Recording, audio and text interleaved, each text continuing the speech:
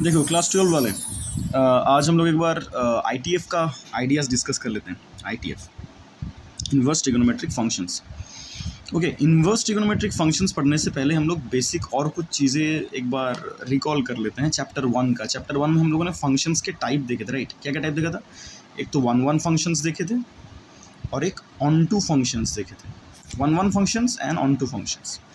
1-1 function क्या था? अच्छा, इन दोनों को मिला के हम लोगों ने फंक्शंस को बोला था बाइजेक्टिव, राइट? मतलब जो फंक्शन ये दोनों ही होगा that function will be known as bijective function, और इस इवेंट का नाम था बाइजेक्शन और फंक्शन का नाम था बाइजेक्टिव, कि चेक फॉर बाइजेक्टिविटी, ऐसा था ना क्वेश्चंस।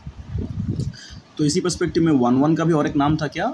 इंजेक्टिव फंक्शंस,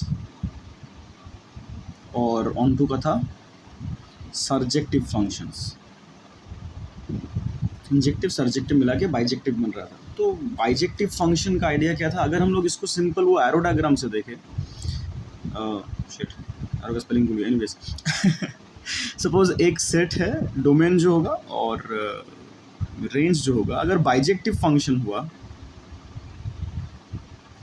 तो क्या होगा ना, उसका एरो डायग्राम देखना कि यहाँ से एक एलिमेंट के साथ यहाँ पर एक एलिमेंट का इमेज होगा, मतलब प्री इमेज से एक ही इमेज और एक प्री इमेज से एक ही इमेज और एक प्री इमेज से एक ही इमेज, और जितने सारे इमेजेस प्री इमेजेस रहेंगे उतने सारे ही इमेजेस रहेंगे, क्योंकि ऑन टू फंक्शन में हमने देखा था कि यहाँ पर रेंज और कोडोमेन इक्वल होता है।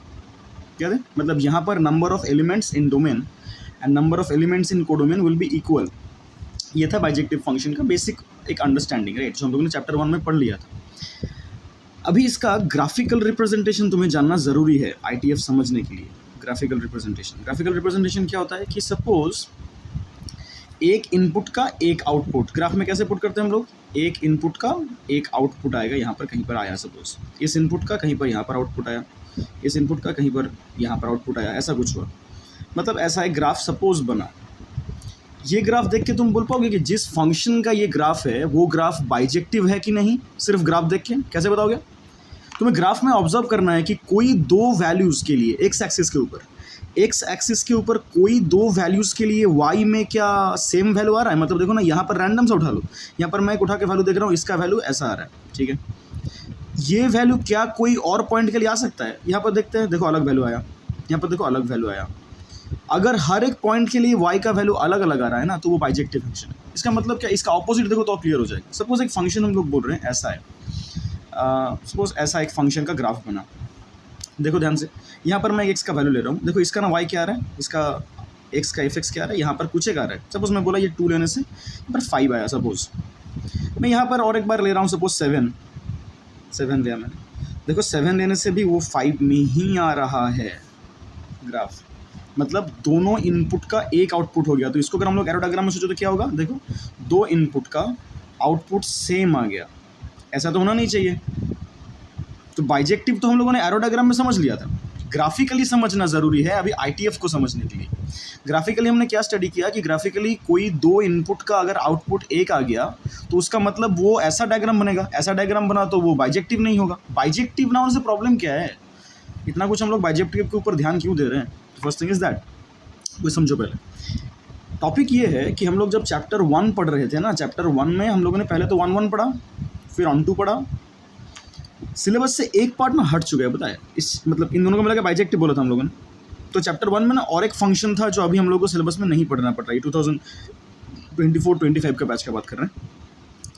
वो फंक्शन था invertible function. Invertible function means what? Invertible function मतलब जिस फंक्शन का इन्वर्स निकालना पॉसिबल है। तो अभी क्वेश्चन आएगा, सर इन्वर्स फंक्शन क्या होता है? अगर हम लोग इन्वर्स फंक्शन ही नहीं पहचाने तो इन्वर्स ट्रिगोनोमेट्रिक फंक्शन पढ़ के तो कोई कुछ क्लियर होगा नहीं। हाँ, तुमको रट लेना पड़ेगा, रट सकते हो, that is up to you.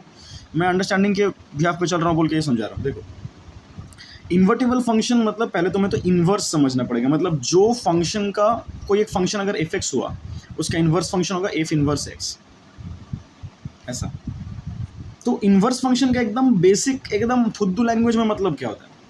Inverse function का बेसिक मतलब होता है, भाई सुन ले मेरा बात, अंडू करना, कोई एक फंक्शन के इफेक्ट को अंडू करना। जो लोग कंप्यूटर थोड़ा मोड़ा जानते हो, कंट्रोल जेड का मतलब पता है ना सबको? कंट्रोल जेड में क्या होता है? तुमने कोई एक चीज़ किया, उसको अंडू करने के लिए हम लोग कंट्रोल जेड यूज़ करते हैं। तो if inverse function is like that, inverse function is like a function which will undo the effect of a previous function. For example मैं तुमको बोल रहा हूँ कि कोई एक फंक्शन है स्क्वायर फंक्शन, एक्स स्क्वायर, मतलब फंक्शन तो एक मशीन था, हम लोगों ने बोला था 11 से, राइट, कि तुम्हें इसके अंदर कोई एक नंबर फीड करोगे, उसका स्क्वायर आउटपुट आएगा। सपोज 2 फीड कर रहे हो 4 आ रहा है, 3 फीड कर रहे हो 9 आ रहा है, ऐसा कोई, मतलब यहाँ से इनपुट आ रहा है, यहाँ से आउटपुट होगा। ये तो डोमेन रेंज का आइडिया था। अगर कोई एक ऐसा फंक्शन रहा जो इस चीज़ को अंडू कर सके, मतलब ये जो इफेक्ट हुआ यहाँ पर, इसको अंडू करके वापस रिजल्ट ये दे पाए, मतलब सोच के देखो क्या बोल रहा हूँ मैं। ये एक फंक्शन है, इसके लिए ये डोमेन है और ये रेंज है, या कोडोमेन है। इस फंक्शन के लिए देखो, जो इसका रिवर्स फंक्शन है या अंडू वाला फंक्शन है या इनवर्स फंक्शन है, ये फंक्शन के लिए इस फंक्शन का range will be it's input, मतलब ये उसका डोमेन हो जाएगा। देखो ये इसका रेंज हो जाएगा, तब ना उसके इफेक्ट को अंडू कर रहा है वो।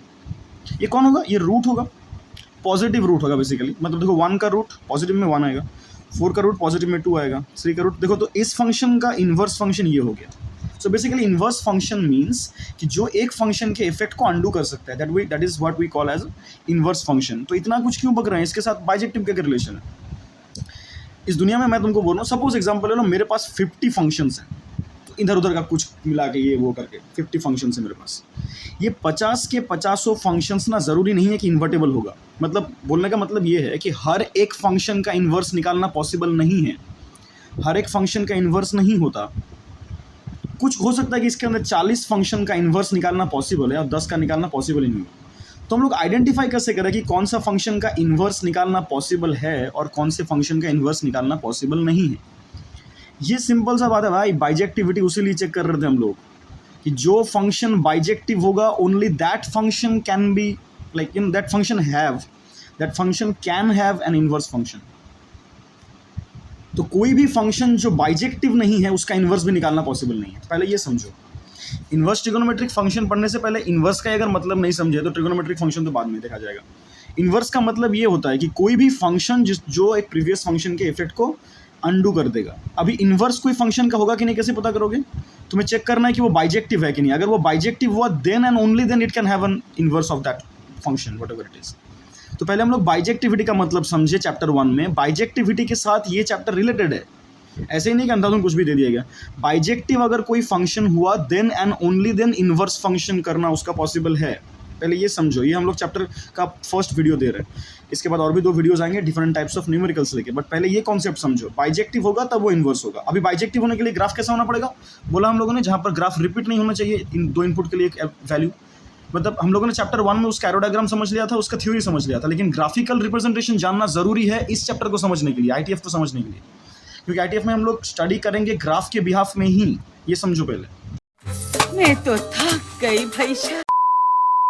देखो अभी जब ग्राफिकल आइडिया मोटा मोटी एक समझ में आ गया कि इन्वर्टेबल फंक्शन या इन्वर्स फंक्शन का ग्राफ कैसा हो सकता है, इसके बाद हम लोग ट्रिगोनोमेट्रिक फंक्शंस जो हैं, ट्रिगोनोमेट्रिक फंक्शन, अभी तक मैंने आईटीएफ नहीं बोला, ट्रिगोनोमेट्रिक फंक्शंस जो थे क्या क्या, sine cos cosec sec cot tan, ये सब। तो इनमें से सपोज साइन थीटा का ग्राफ देखो तुम, साइन एक्स या साइन थीटा का ग्राफ कैसा होता है? साइन का ग्राफ कुछ ऐसा होता है ना, ये ऐसे कंटिन्यू चलता रहता है, बहुत बेहुदा ग्राफ बना। एनीवेज देखो इसका वैल्यूज क्या कहते हैं यहाँ पर, 0 के लिए इतना 0 वैल्यू, ये 1 था π/2 के लिए, फिर ऐसे कंटिन्यू रिपीटेड चलता रहता है। इधर भी आएगा -π/2, ये सब आएगा कंटिन्यूस, इधर नेगेटिव में एंगल, इधर पॉजिटिव में एंगल चलता रहेगा। इशू क्या है तुम सोच के देखो, जैसे मैंने यहाँ पर ग्राफ में समझाया तुमको कि इस वैल्यू के लिए जो आउटपुट आ रहा है इनपुट के लिए, इस इनपुट के लिए भी वही आउटपुट आ रहा है, मतलब ऐसा फंक्शन हो जा रहा है, तो बाइजेक्टिव तो नहीं हो रहा है। Just check this thing, sine के लिए भी देखो ये सेक्शन ना, देखो ऐसा ही हो जा रहा है, यहाँ पर भी जो वैल्यू आ रहा था यहाँ पर भी वही वैल्यू आ रहा है। देखो इवन इस सेक्शन में जो वैल्यू आ रहा था, देखो इसके लिए ये वैल्यू आ रहा था, उसके बाजू वाले सेक्शन के लिए भी यही वैल्यू आ रहा है, मतलब क्लियरली दिख रहा है वैसे। अच्छा नीचे भी तो सेम होगा, तुम देखो नीचे की तरफ ऐसा फंक्शन का वैल्यू ये है, इस वैल्यू का इनपुट का भी वैल्यू ये है। तो साइन का पूरा ग्राफ तुमको प्रूफ कर रहा है, देखो 0 के लिए भी 0, 180 के लिए भी 0 है ना, जहाँ पर ग्राफ टच कर रहा है। कॉस के लिए भी सेम होगा, कॉस का भी तो ग्राफ तुमको थोड़ा सा शिफ्ट हो जाएगा इधर, प्रॉब्लम होगा, मतलब थोड़ा सा शिफ्ट हो जाएगा इधर, प्रॉब्लम नहीं होगा। तब भी तो देखो सेम इशू रिपीट हो रहा है ना, कि ग्राफ ऐसा हो रहा है तो वापस 2 वैल्यू एक जगह पर आ रहा है। देखो आइडिया समझे अभी क्या बोले कि ट्रिगोनोमेट्रिक फंक्शंस में हम लोगों ने प्रॉब्लम क्या फेस किया। ट्रिगोनोमेट्रिक फंक्शंस में यही इशू है कि वहाँ पर बाइजेक्टिव तो हो ही नहीं रहा है भाई, क्लियरली दिख रहा है यहाँ पर बाइजेक्टिव कहाँ से होगा, बाइजेक्टिव नहीं हो रहा है, 2 इनपुट के लिए एक आउटपुट आ रहा है। तो अगर बाइजेक्टिव नहीं हुआ तो इन्वर्स कैसे होगा? अगर इन्वर्स नहीं हुआ तो हम लोग पढ़ क्यों रहे ये चैप्टर इन्वर्स ट्रिगोनोमेट्रिक फंक्शन? पहला सवाल तो वो। देखो अगर मैं ये सब नहीं बोलता तो तुम्हारे पास ये क्वेरी आता ही नहीं कि सर ये क्या हो रहा है। पहला बात तो ये हो जानना पड़ेगा तुमको कि यहाँ पर इशू क्या है, प्रॉब्लम क्या है।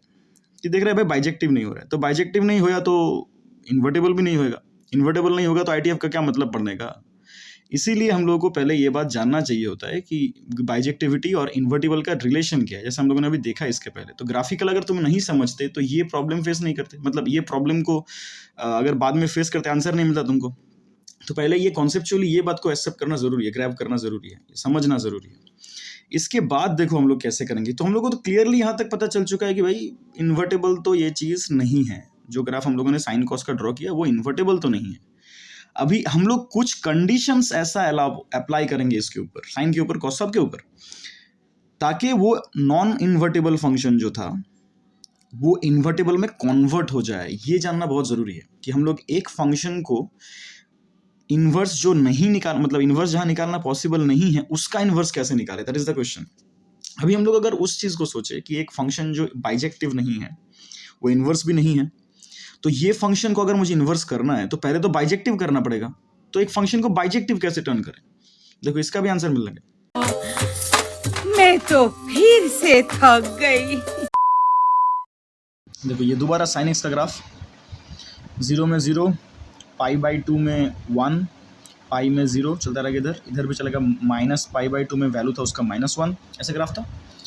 तो हम लोग अगर इस सेगमेंट को ही देखें सिर्फ, देखो यहाँ पर ग्राफ तो बाइजेक्टिव नहीं है, तो हम लोगों ने बोला कि इन्वर्टेबल होने के लिए बाइजेक्टिव होना पड़ेगा। बार बार मैं लाइन रिपीट कर रहा हूँ, इन्वर्टेबल होने के लिए बाइजेक्टिव होना पड़ेगा। अभी इस सेक्शन में तो बाइजेक्टिव नहीं है, क्लियर है ये बात, हम लोग को दिख रहा है। अभी अगर हम लोग ऐसा सोचे कि अगर हमें इसको इन्वर्टेबल करना है, अगर इसका इन्वर्स फंक्शन निकालना है, that is sine inverse x, sign inverse x अगर हमें सोचना है, अगर वो समझना है, तो पहला बात तो हमें बाइजेक्टिव वो कैसे बनेगा ये देखना पड़ेगा। तो ये ग्राफ तो बाइजेक्टिव नहीं है, हमें क्लियरली दिख रहा है। अगर हम लोग देखो एक स्पेशल केस को कंसिडर करें तब वो बाइजेक्टिव हो जाएगा। मतलब जो साइन एक्स बाइजेक्टिव पहले नहीं था तो इन्वर्टेबल भी नहीं था, तो अगर हम लोग एक special section of the whole graph को स्टडी करें, देखो वो बाइजेक्टिव हो जाएगा। कौन सा सेक्शन देखो, मतलब अगर मैं बोलूं कि सर 0 से π/π को स्टडी करते हैं, ये तो क्लियरली दिख रहा है नहीं है। अगर हम लोग ऐसा करें कि -π/2 ये वाला सेक्शन से लेके +π/2 तक, देखो ना ग्राफ कैसा, एक पीस इसको बाहर निकालते हैं। जो साइन का ग्राफ है उसका π/2 से लेके -π/2 का ग्राफ देखो ना ध्यान से, ऐसा कुछ है, समथिंग लाइक दिस, है ना ग्राफ। मतलब और बेटर करने से ऐसा होगा ग्राफ, π/2 से -π/2। देखो ना ये ग्राफ बाइजेक्टिव है भाई। कैसे देखो, इनपुट का अलग आउटपुट, अलग इनपुट का अलग आउटपुट, कहीं पर भी देखो तुमको दिखेगा नहीं। इस इनपुट का देखो ना अलग आउटपुट है, कोई भी दो इनपुट का देखो अलग सेम आउटपुट नहीं है। तो ये सेक्शन जो है -π/2 से लेके +π/2 तक, ये सेक्शन देखो तुम्हें प्रूफ कर दे रहा है, मतलब यहाँ से यहाँ तक ये सेक्शन देखो तुम्हें अलाउ कर रहा है इस फंक्शन को बाइजेक्टिव कंसिडर करने के लिए। ये सेक्शन तुम बोलोगे सर इसका आगे वाला सेक्शन भी तो कर रहा है, π/2 से लेकर 3π/2, ये वाला भी तो कर रहा है। हाँ ऑब्वियसली कर रहा है, ये भी तो बाइजेक्टिव है। फिर यहाँ से और एक बार ऐसा सेक्शन बाइजेक्टिव है, यहाँ से यहाँ तक, फिर और एक सेक्शन बाइजेक्टिव है। तो ऐसे तो टुकड़ों में तो बहुत सारा सेक्शन बाइजेक्टिव है। हम लोग कौन सा स्टडी करें? ये मैथमेटिशियन लोगों ने बोल दिया कि हाँ ऐसे बहुत सारे सेक्शन में अगर हम लोग तोड़ ले ग्राफ को, that is every individual section like this thing is bijective and we can study the inverse trigonometric function on each section individually. But अभी हमें जो मेन सेक्शन है जिसको हम लोग बोलेंगे प्रिंसिपल सेक्शन बोलेंगे उसको हम लोग, वो है साइन के लिए ये वाला, क्या, π/2 से -π/2। जब इन्वर्स ट्रिगोनोमेट्रिक फंक्शन पढ़ेंगे हम लोग, इस चीज़ का नाम हो जाएगा principal value branch. Principal value branch का अभी तक सेंस क्या बना कि जो फंक्शन पहले इन्वर्टिबल ही नहीं था, बाइजेक्टिव ही नहीं तो इन्वर्टिबल नहीं होगा, उसका एक ब्रांच हम लोग स्टडी करेंगे जो स्पेसिफिक ब्रांच के लिए वो पूरा सेक्शन इन्वर्टिबल हो गया। वो स्पेसिफिक ब्रांच के लिए सोचो, देखो तुम, मतलब ये ब्रांच का बात किया जा रहा है, पूरा फंक्शन बाइजेक्टिव नहीं था, एक टुकड़ा हमने उठा के स्टडी किया, तब दिखा कि भाई हाँ ये वाला टुकड़ा में फंक्शन बाइजेक्टिव हो रहा है, तो इसके लिए इन्वर्टेबल होगा। तो हम लोग इन्वर्स ट्रिगोनोमेट्रिक फंक्शन में या साइन का इन्वर्स सिर्फ इसी ब्रांच के लिए स्टडी कर सकते हैं। सिमिलरली इस ब्रांच के लिए भी कर सकते हैं, इसके लिए भी कर सकते हैं, लेकिन हम लोग करेंगे सिर्फ इसके लिए, ये वाला प्रिंसिपल वैल्यू ब्रांच है। हम लोग को मेनली यहीं पर स्टडी करना है। तो पहले हम लोग क्या देखें कि जैसे ट्रिगोनोमेट्रिक फंक्शंस में पूरा फंक्शन स्टडी करना था हमको फ्रॉम, तो मतलब साइन के लिए बोल रहे हैं, साइन के लिए इनपुट क्या था, साइन एक्स के लिए ऑल द रियल नंबर्स, कहीं पर भी तुम पुट कर दो हो जाएगा। लेकिन देखो साइन इन्वर्स जब तुम पढ़ोगे, देखो ये लिमिटेड हो गया, कहाँ से कहाँ तक, π/2 से लेकर -π/2 तक। तुमको सिर्फ इस रेंज के अंदर पढ़ना है, क्योंकि ITF मतलब इन्वर्टिबल होगा, ये इन्वर्स ट्रिगोनोमेट्रिक फंक्शन होगा सिर्फ इस रेंज के लिए। तो बाकी सारे फंक्शंस का भी तो ऐसा ही कुछ कुछ रेंजेस आएंगे। कॉस का तुम सोच लो, देखो कॉस के लिए क्या हो रहा है, कॉस का ग्राफ तो ऐसा होता है ना, कॉस का ग्राफ कुछ ऐसा होगा। कॉस के लिए तुम कौन सा रेंज लोगे, अगर तुम इसके लिए सोच के देखो, अगर तुम इसके लिए π/2 से -π/2 लो, देखो ग्राफ तो वापस ऐसे कटोरी जैसा बन जा रहा है, तो वहाँ पर तो दो वैल्यू सेम आ जा रहे हैं, प्रॉब्लम हो रहा है। तो हम लोग इसके लिए ये वाला 2 डालेंगे, 0 से, जहाँ पर ऐसे एस फिगर बनेगा 0 से पाई तक, ये सॉरी पाई तक। तो सिमिलरली कॉस इनवर्स के लिए, कॉस इनवर्स एक्स के लिए कौन सा प्रिंसिपल वैल्यू ब्रांच होगा जहाँ पर इन्वर्टेबल फंक्शन डिफाइंड है, that will be from 0 to π, 0 π included, right. और इसके लिए क्या होगा, -π/2 से लेके π/2। देखो हर एक फंक्शन का ऐसे प्रिंसिपल वैल्यू ब्रांच है, उसका मतलब समझे अभी तक क्या क्या हुआ, ये मतलब समझना बहुत ज़रूरी है, अदरवाइज कुछ कुछ न्यूमेरिकल्स में नहीं आएगा प्रिंसिपल वैल्यू ब्रांच। अगर बेसिक लेवल पर रट रहे हो तो ठीक है, हो जाएगा, कॉम्पिटेटिव एग्जाम के लिए नहीं भी समझ पाओगे भाई। तो प्रिंसिपल वैल्यू ब्रांच जानना इसलिए ज़रूरी हुआ क्योंकि नॉर्मली जो फंक्शन इन्वर्टेबल नहीं था उसको हम लोगों ने एक स्पेसिफिक रेंज में बाइजेक्टिव करके इन्वर्टेबल किया, और तब वो इन्वर्स ट्रिगोनोमेट्रिक फंक्शन पढ़ने का सेंस बनाता है। अदरवाइज एज अ होल ये trigonometric function was never bijective in this whole section, right.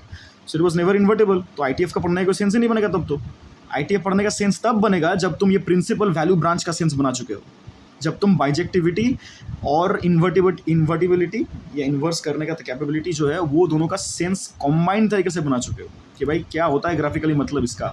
अगर वो नहीं पढ़े हो तो ITF रटना पड़ेगा ब्रो, बोल रहे हो तेरे को। ये हो गया इसका इंट्रोडक्टरी पार्ट। अभी इसके न्यूमेरिकल के रिगार्डिंग क्या क्या क्वेश्चंस आएंगे वो हम लोग नेक्स्ट पार्ट के वीडियो में देखेंगे, वो भी आ रहा है कुछ दिन के अंदर, जस्ट कुछ देर की अपेक्षा। जय श्री राम मित्रों, हर हर महादेव।